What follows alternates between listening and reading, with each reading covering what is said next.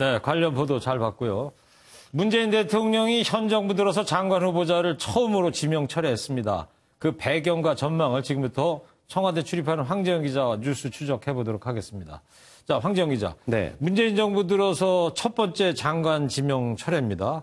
궁금한 게 언제 이 철회를 청와대가 결정했을까요? 네, 그 고위직 인사를 할 때 청와대는 비공개 인사추천위원회를 비서실장 주재로 개최를 합니다. 네. 지명 철회를 할 때도 마찬가지인데요. 그래요. 이게 지난 금요일 29일 열린 것으로 알려졌습니다. 그저께네요, 그러면? 그렇습니다. 27일에 인사청문회가 모두 마무리됐으니까 이틀 동안 여당과 청와대가 협의를 한 뒤 지명 철회를 해야겠다고 대통령이 결심했던 것으로 보입니다. 네. 두 후보자의 이 낙마 형식이 조금 다릅니다. 그렇죠. 그 이유는 이 조동호 후보자는 부실학회에 참석한 사실을 안 알린 잘못이 있으니까 지명 철회고 네. 최종호 후보자는 사실 보고 누락 같은 잘못은 없는데 스스로 물러나는 그런 판단을 하자. 그렇기 때문에 자진 사퇴를 청와대가 유도한 것으로 추정됩니다. 네. 저렇게 보니까 정리가 딱 되는 것 같아요. 자, 그러면 두 명은 일단 낙마됐고요. 나머지 지금 5명이 이제 관심인데 청와대는 저 5 후보자에 대해서도 지명을 고수하겠다는 입장 아닙니까, 지금? 네, 앞으로 어떻게 할 건지 청와대 고위 관계자와 통화를 해봤습니다. 네. 이 관계자는 민심이 임명을 반대하는 사람은 조동호, 최정호 후보자다. 예. 나머지 후보자 5명을 반대하는 건 정치 공세다라고 했습니다. 네. 이 청문경과 보고서 마감일이 언제입니까? 네, 내일까지인데요. 그러니까 국회는 이 후보자에 대해서 우리는 찬성이다, 반대다, 아니고 이 보고서를 채택을 아예 할 수가 없다. 예. 이런 답을 내일까지 해줘야 됩니다. 예. 청와대는 오늘 이 5명의 지명 고수는 한 채 국회의 찬성을 기대하겠다 이렇게 관계자가 밝혔습니다. 청와대는 오늘 아침에 이런 입장을 야당에 전달했는데 네. 야당의 답은 아직 듣지 못한 것으로 전해졌습니다. 네. 앞서 전해드렸듯이 이 자유한국당이 이 박영선 후보자와 김현철 후보자 지명도 철회해야 한다 이런 입장 아니겠습니까? 예. 그래서 이번 주에 진통이 상당할 것으로 보입니다. 네. 후보자 낙마에는 정의당의 뜻이 가장 중요하다 이런 말도 이제 있는데 이번에도 이게 통했던 건가요? 실제 지난 29일에 정의당은 최종호 후보자에 대한 반대 기류가 상당했던 것으로 알려졌습니다. 네. 조동호 후보자도 마찬가지인데요.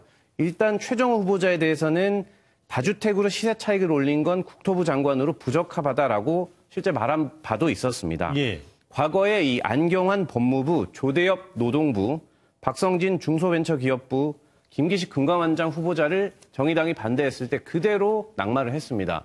때문에 이 정의당의 일명 데스노트가 여당과 서로 논의가 되는 것 아니냐 이런 분석이 이번에도 나오고 있습니다. 네.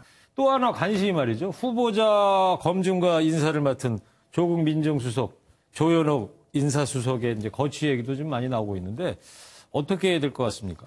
오늘 발표 때 청와대가 국민 눈높이에 미치지 못해 송구하다라는 표현을 썼습니다. 예. 그러면 뭘 잘못했느냐?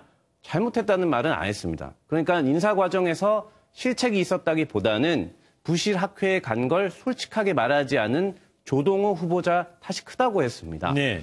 그리고 이제 7대 배제 기준을 이제 앞으로 좀 더 강화하겠다 이런 개편 방향만 얘기를 했으니까 네.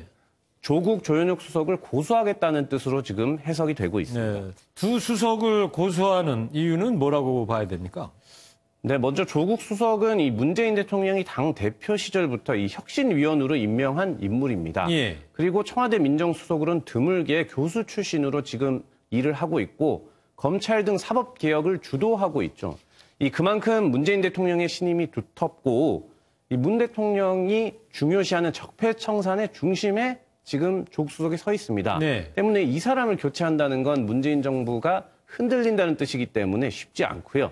다만 조현옥 수석의 경우는 지금 검찰의 환경부 블랙리스트 수사선상에 올라 있다 이렇게 알려졌지 않습니까? 네. 때문에 수사와 더불어 이번 철회와 함께 상당한 압박을 느낄 것으로 보입니다. 네. 외국 같은 경우에는 검증을 어떻게 하고 있는지 좀 얘기 좀 해줘 볼래요? 미국의 경우를 살펴봤는데요. 미국은 후보자 검증에 백악관은 물론이고 FBI, 국세청, 공직자윤리위가 총출동합니다. 네. 검증 기관도 우리나라보다 긴 넉 달까지 준비하는 것으로 알려졌고 예. 후보자에게 약 200여 개의 질문을 하는 정도로 이 청문회까지 가는 것 자체가 상당히 어려운 것으로 알려졌습니다. 네. 그래서 그런지 이 미 상원 청문회에서 지금까지 장관 내정자 500여 명 중에 불과 9명만 낙마했다는 통계가 있습니다. 그래서 이 인사청문회의 벽이 높다, 뭐 야당의 정치 공세가 심하다라고 말하기 전에 네.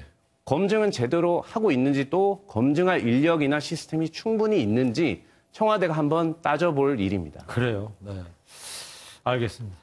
자, 다른 후보자에 대한 청와대와 야당의 기싸움이 한동안 더 계속될 것으로 전망이 되고 있습니다. 자, 황재현 기자, 뉴스 지역이었습니다.